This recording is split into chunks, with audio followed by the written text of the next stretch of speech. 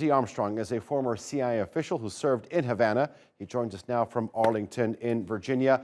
Fulton, good to have you on the show. I'm going to get into your analysis on if relations will be repaired between the two countries in a bit. But first, I want to get some context onto the story.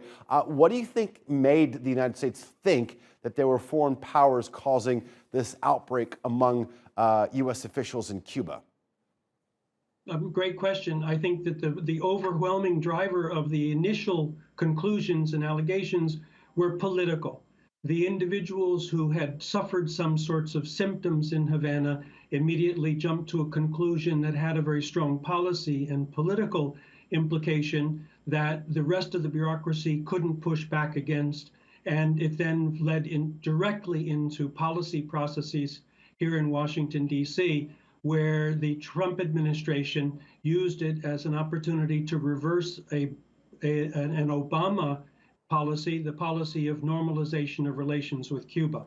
So it started with perhaps several individuals, because the CIA report was quite conclusive that most of the cases were not even credibly linked to a situation in which they could have been attacked. Potentially some legitimate cases led to a very facile conclusion that had very strong policy and political overtones that to this day have been difficult to overcome. Okay, so if this is all shaped by politics and if President Trump overturned some of Obama-era decisions, do you think, now that we're in a Biden administration, do you think that efforts to repair these ties will have a positive outcome on the relations between the two countries? You're a good journalist. You ask a good question. The fact is that the Biden administration, even though he was vice president during the Obama opening to Cuba and the normalization process and fully supported it and promised during his campaign that he was going to revert back to the Obama era policies, it's been very disappointing that the Biden administration has chosen not to. I think most of us who are here close to the Capitol believe that it's because they want to have a Miami policy rather than a Cuba policy, as if they could somehow wrest control over the electorate in Florida by appeasing certain elements of the Miami community.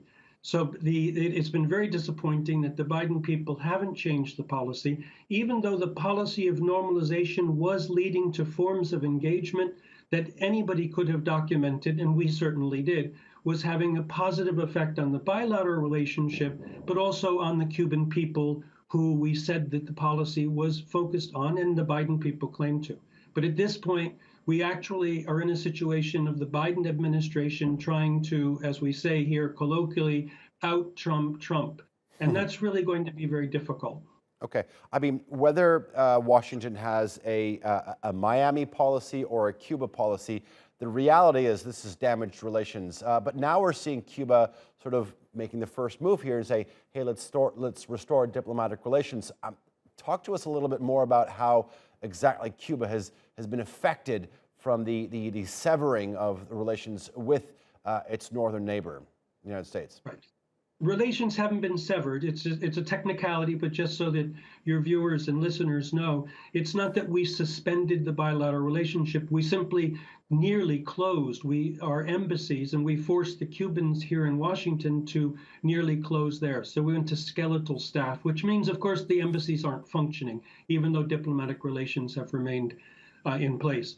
The Cubans have all along said, let's work together. Let's find out what this was all about. Let's get things back on track. But you're right that now that even the CIA, which originated the original claims about the so-called sonic attacks, has said, it seems like the wrong theory. And certainly those reports and other reports have exonerated the Cubans for having any sort of role, active or passive, in it.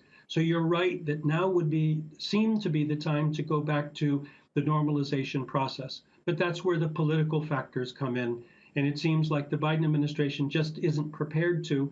I think that they also don't understand what's happening on the island. There were some major protests last July on the island. And instead of seeing them as primarily driven by the COVID, the economic impact of the COVID pandemic, which basically shut their major source of tourism dollars and stuff, They basically were saying, well, maybe this is the end of the regime and we're going to sort of get the prize that we've been trying to get this year, which is the 60th anniversary of the US embargo.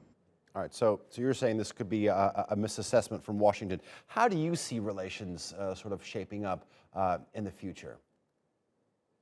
I think it depends mostly on US politics. The Biden administration has shown that the US political drivers, even if they don't understand them, the political drivers are the predominant drivers of the bilateral relationship.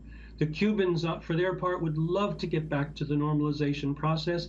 They have their own form of reform processes going on there, and normalization coincided with it because normalization meant more American visits, more American remittances, more money going in to support their nascent private sector.